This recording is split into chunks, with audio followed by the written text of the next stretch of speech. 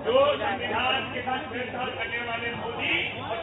इस मंच से हम यहाँ उपस्थित सभी साथियों की तरफ से ये बताना चाहते हैं कि हम सभी उन साथियों के साथ हैं और हम वहाँ के महिलाओं के अधिकार के लिए उनके साथ खड़े होकर लड़ना चाह रहे हैं।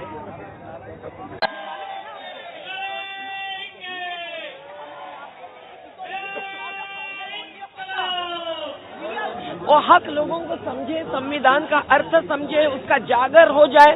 तो बाबा साहब ने जैसे कहा था कि जब जनता संविधान को उठाएगी अपने कंधों पर, तभी संविधान का अमल होगा। लेकिन जिस प्रकार से आप ये डिमांड रख रहे हैं, वो तो आपको नक्सल बोलती है।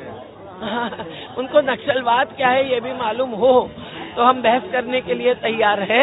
हमने तो आज तक पत्थर नहीं उछाला है, तो सशस्त्र संघर्ष में नहीं है हम लोग, अहिंसक सत्याग्रही संघर्ष और निर्माण में है हम लोग।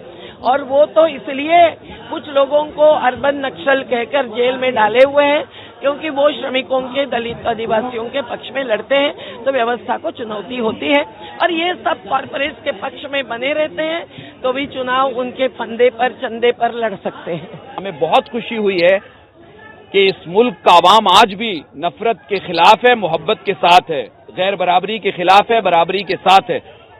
उस सबको दिखाने के लिए, उनको समझाने के लिए आज भी थोड़े ही से लोगों को यहाँ बुलाया गया और आगे भी इस मुद्दे को पूरा किया जाएगा कि कैसे ये लड़ाई मजबूत बने, ताकि इस वक्त जो मुल्क में कानून ही रहेगा या नहीं रहेगा ये हालात आ गए, इनसे लड़ा जाए और इस कानून को बचाया जाए।